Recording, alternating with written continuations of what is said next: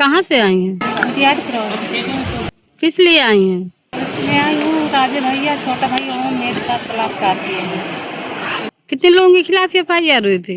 3 लोग के किए हैं, राजा भैया के छोटा भाई को। अच्छा, वो अभी पुलिस ने कोई एक्शन नहीं लिया? नहीं किया कुछ नहीं। आए हैं जेल से छूट के तो मेरे साथ तरफ हिसाब करता है, धमकी देता है। हमारे को खतरा है मेरे को तो मेरे आदमी। किससे खतरा है? राजा भैया से जान जान से मारने को धमकी देता है। अच्छा, बयान हो गए हैं कोर्ट में? हाँ बयान।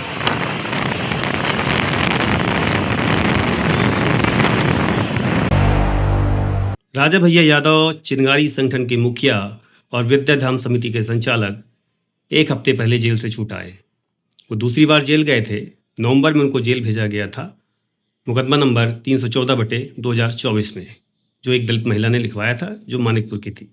इसके पहले वो 24 जून को छूटे थे, दूसरी बार जेल गए हैं और 4 दुष्कर्म केस इस व्यक्ति पे लगे हैं। 10 केस टोटल इस पर हैं। 1 हत्या का केस है, 2 छेड़छाड़ के केस है, बाकी अन्य केस है। और इसी चिनगारी संगठन के सरगना ने 18 लोगों पर मुकदमे लिखाए हैं, जिनमें छेड़छाड़, हर्जन एक्ट, तमाम तरह के मुकदमे हैं। उसमें एक भुक्तभोगी मैं भी हूँ, जिस पे साल 2016 में एक 80 साल की महिला जो बाबूपुर करतल की रहने वाली थी, जो दलित थी, उससे एक केस लिखाया गया था। सीओ राकेश मिश्रा और तत्कालीन सीओ सौरभ आलम ने उसमें दोबारा एफआईआर लगाई।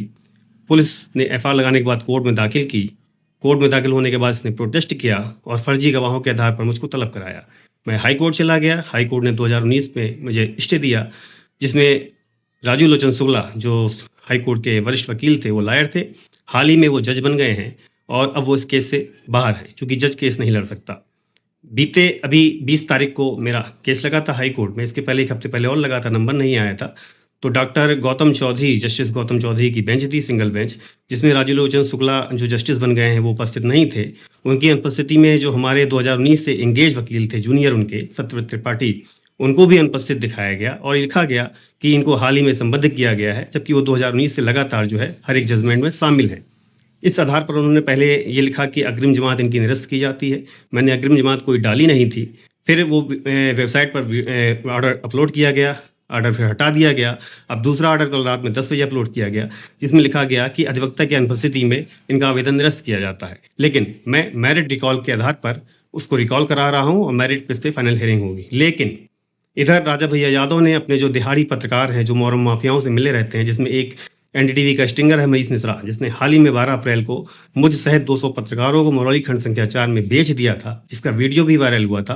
और इसके ऊपर मैंने पूर्व में भी मुकदमा लिखा रखा है 26 दिसंबर 2025 की घटना पर, जिसमें 3 पत्रकार शामिल हैं, भारत समाचार सहित।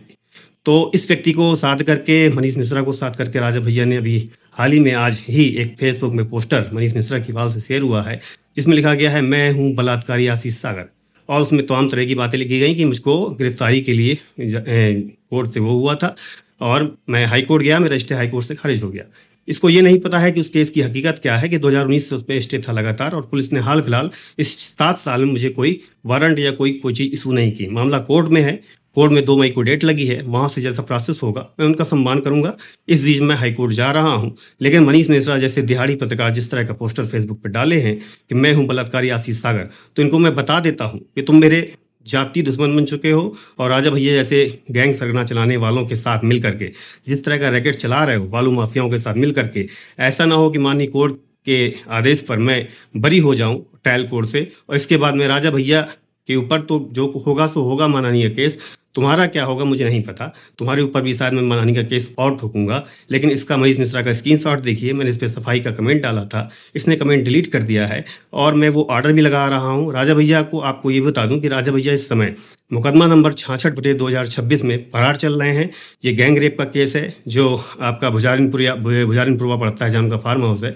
ओबीसी महिला ने इनके सहित ओम यादव, छोटा यादव पर लिखाया हुआ है, उसमें गैंग रेप की धारा लगी है। राजा भैया फरार हैं। एफआईआर कोर्ट के आदेश पे हुई है। आज तक पुलिस ने उनको गिरफ्तार नहीं किया है और राजा भैया जेल से छूटने के बाद फिर से बिलबिलाने लगे हैं। फिर से पत्रकारों के ऊपर, दिहाड़ी पत्रकारों के साथ मिलकर षड्यंत्र रच रहे हैं और इस रैकेट का खुलासा जल्द होगा। लेकिन फिलहाल प्रक्रिया न्यायिक कटघरे में है, इसलिए इस पे ज़्यादा कुछ कहना ठीक नहीं है। लेकिन बस इतना ही कहूँगा कि हर साग पे उल्लू बैठा है, अंजाम गुलिस्तां क्या होगा, एक उल्लू काफ़ी है बर्बाद गुलिस्तां करने को।